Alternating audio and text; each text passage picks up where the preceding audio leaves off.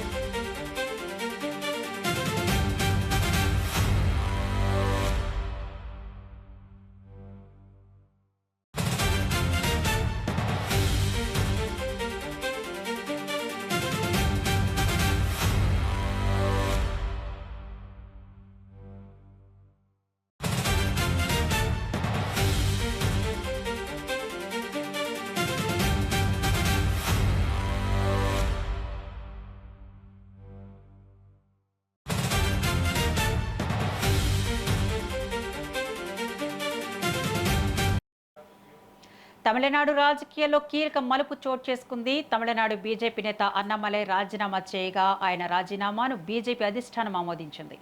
Annamalai రాజీనామాను ఆమోదించినట్లు BJP జాతీయ అధ్యక్షుడు నితిన్ నబీన్ ప్రకటించారు. బీజేపీ పెద్దలు బుజ్జగించినా అన్నామలై వెనక్కు తగ్గలేదని తెలుస్తోంది. తమిళనాడులో కొత్త పార్టీ పెట్టే యోచనలో అన్నామలై ఉన్నట్లు సమాచారం.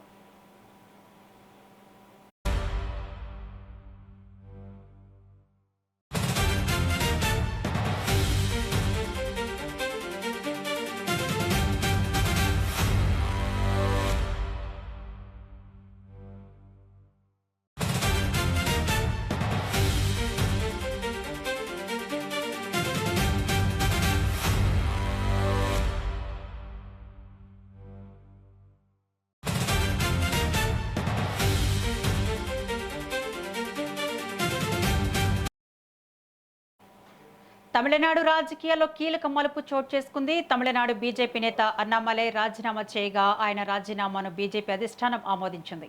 అన్నామలై రాజీనామాను ఆమోదించినట్లు బీజేపీ జాతీయ అధ్యక్షుడు నితిన్ నబీన్ ప్రకటించారు. బీజేపీ పెద్దలు బుజ్జగించినా అన్నామలై వెనక్కి తగ్గలేదని తెలుస్తోంది. తమిళనాడులో కొత్త పార్టీ పెట్టే యోచనలో అన్నామలై ఉన్నట్లు సమాచారం. ఇక దీనిపై మరింత సమాచారం మా ప్రతినిధి రామకృష్ణ అందిస్తారు.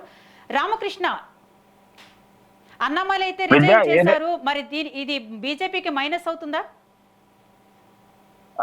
విద్య ఏదైతే బీజేపీలో గత కొంతకాలం తమిళనాడు రాజకీయాల్లో ఒక కీలక పరిణామం జరిగిందని చెప్పొచ్చు. గత కొంతకాలంగా అసంతృప్తిగా ఉన్న బీజేపీ నేత రాష్ట్ర మాజీ అధ్యక్షుడు అన్నామలై రాజీనామా చేయడం, రాజీనామాను ఇవాళ జాతీయ అధ్యక్షుడు నితిన్ నబీన్ ఆమోదించడంతో ఆయన పార్టీకి పూర్తిగా దూరమయ్యాడు. పార్టీకి ఏదైతే గత కొంతకాలంగా పార్టీ పెద్దలతోనూ అదే విధంగా పార్టీ వ్యవహరిస్తున్న తీరుపై ఆయన అసంతృప్తి గత అసెంబ్లీ ఎన్నికల్లో మళ్ళీ జరిగిన అసెంబ్లీ ఎన్నికలలో ఆయన దూరం పెట్టడం, అదే విధంగా దానికి ఏదైతే అన్నా డిఎంకేతో పొత్తుకు విభేదించడం నేపథ్యంలో దీనికి సంబంధించి అన్నమలైన గత కొంతకాలంగా జాతీయ నాయకత్వమే దూరం పెట్టిందని ఊహాగానాలు వచ్చిన నేపథ్యంలో ఆయనకి పార్టీకి దూరం అవుతూ పార్టీలో ఏదైతే ఆశించాడో దానికి విరుద్ధంగా పార్టీ వ్యవహారాలు ఉన్నందుకైనా పార్టీ అధిష్టానం ఆయన దూరమయ్యారు.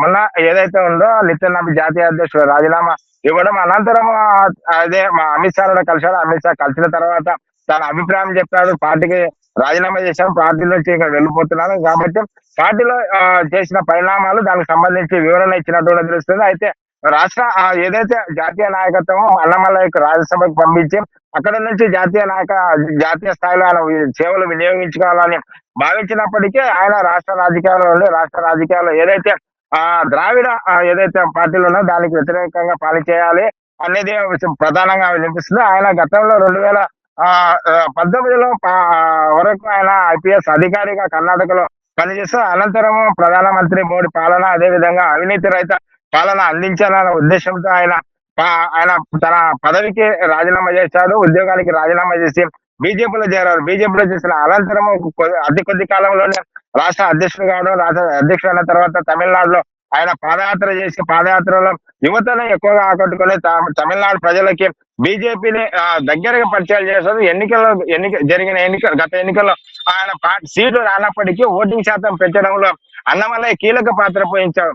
ఇప్పుడు ప్రస్తుతం ఏదైతే అన్నమలై రాజీనామా చేయడంతో తమిళనాడులో బీజేపీ పార్టీ ఏ విధంగా ముందుకెళ్తున్నారో కూడా చూడాలి. ఎందుకంటే మాస్ లీడర్ గా అదే విధంగా యూత్ అట్రాక్షన్ గా ఉన్న అన్నమలై పార్టీకి దూరం కావడము ఒక విధంగా బీజేపీ పార్టీకి ఒక ఇది మైనస్ అని చెప్పవచ్చు. ఎందుకంటే కొంతకాలంగా ఏదైతే జరుగుతుందో దేశవ్యాప్తంగా అందరూ ఇతర పార్టీలకు సంబంధించిన నేతలు బీజేపీలో గెలుతుంటే తొలిసారిగా మనం చూస్తున్నది తమిళనాడులో ప్రాముఖ్యంగా ఉన్న అన్నమలై అదే ఏదైతే ఉన్నదో అన్నమలై ఇప్పుడు పార్టీకి రాజీనామా చేయడం తమిళనాడులో దక్షిణాది రాష్ట్రాలపై దృష్టి సారించిన నేపథ్యంలో ఇటు తమిళనాడు, కర్ణాటక కానీ ఆంధ్రప్రదేశ్, తెలంగాణ ఈ రాష్ట్రాలలో అధికారంలో రావాలి, అధికారానికి దగ్గర కావాలనేది బీజేపీ ప్లాన్ చేస్తుంది. అయితే దానికి సంబంధించి ఇతర పార్టీలతో పొత్తు పెట్టుకుంటుంది. అది పొత్తులో భాగంగానే అన్నా డిఎంకేతో పొత్తు పెట్టుకోవడంతో అన్నమలై విభేదించారు. సొంతంగానే పార్టీ ఎదిగేందుకు కృషి చేద్దాము, సొంతంగా ఒంటరిగా ఎన్నికల్లో పోటీ చేద్దామని భావించినప్పటికీ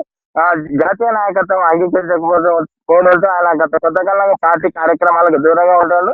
ఈ మధ్య కాలంలో ఆయన పార్టీకి రాజీనామా చేయడం, పార్టీని ఆమోదించడంతో ఇంకా ఆయన కొత్త పార్టీ పెట్టే యోచనలో ఉన్నట్టు కూడా గత కొంతకాలంలో నిలిచి అంటే పార్టీ ఏ విధంగా పెడతారు, పార్టీ విధి విధానాలు ఏంటి, ఆయన కొత్త పార్టీలో చేరుతారా లేకపోతే ఇంకా పార్టీలో చేస్తారన్న ఊహాగానాలు ఉంటున్నాయి. కాబట్టి ఆయన సొంతంగానే ఒక పార్టీ పెట్టే ఆలోచనలు అయితే గత కొంతకాలంలో చేస్తున్నట్టు కూడా తెలుస్తుంది. దానికి సంబంధించి గ్రౌండ్ వర్క్ కూడా చేస్తున్నట్టు తెలుస్తుంది. కాబట్టి ఇప్పుడు తమిళనాడు రాజకీయాల్లో బీజేపీకి అన్నమలై రాజీనామా అనేది ఒక మైనస్ గానే చెప్పవచ్చు. విద్య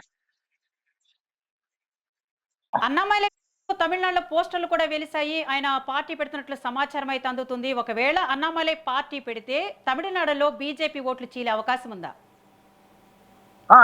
మెయిన్ గా ఏదైతే తమిళనాడు ఇంతవరకు సనాతన ధర్మం హిందుత్వ ఏజెండా అయినా ముందుకెళ్లి పార్టీని తమిళనాడులో బీజేపీని ముందుకు తీసుకెళ్లిన అన్నమలై తమిళనాడు ఏదైతే బీజేపీ ఉన్నారో యూత్ ఎక్కువగా అట్రాక్షన్ ఉన్నారు కాబట్టి ఆ యూత్ ఓట్లు ఏదైతే ఉందో దానికి బీజేపీలో ఉన్న వాళ్ళు ఎక్కువ శాతం ఇటు చేరయ్యే అవకాశం అయితే కనపడుతుంది. ఎందుకంటే ఇప్పుడు చూసినట్లయితే ఇక్కడ ప్రాంతీయ పార్టీలు హవా నడుస్తుంది. ఒకవైపు విజయ్ పార్టీ, అదేవిధంగా అన్నా డిఎంకే పార్టీలు, ఇవన్నీ ద్రావిడ, ఈ రెండు పార్టీలు ద్రావిడ, అన్నా డిఎంకే పార్టీ ద్రావిడ పార్టీ, ద్రావిడ మనోభావ. అయితే ముఖ్యంగా ఏదైతే మన అన్నమలై ఉన్నారో అన్నమలై జాతీయ విధానము అదేవిధంగా సనాతన ధర్మం హిందుత్వం ప్రధాన ఏజెండాగా తాను ఎన్ని రోజులు పాలన చేసిన పార్టీని ముందుకు తీసుకెళ్ళగలరు అదే సిద్ధాంతంతోనే ఆయన పార్టీ పెడితే బీజేపీ ఏదైతే ఆశిస్తున్నారో ఏదైతే హిందుత్వ ఏజెండా ఉంటుందో ఆయన హిందుత్వ ఏజెండాగానే ముందుకు పోయే ఆలోచన ఉంది. కాబట్టి బీజేపీకి చెందిన కార్యకర్తలు ఎవరున్నారో ఎక్కువ శాతం అన్నమలై వైపు వెళ్లే అవకాశం అయితే కనిపిస్తుంది. విద్య కృష్ణ, ఇందాక ఇప్పుడు మీరు చెప్పినట్టు అన్నామలైకి మొన్న జరిగిన ఎన్నికల్లో సీటు ఇవ్వకపోవడం, అలాగే కేంద్ర మంత్రి పదవి ఇస్తారని ఇవ్వకపోవడంతోనే అసంతృప్తికి లోనయ్యే ఈ నిర్ణయం తీసుకున్నారా?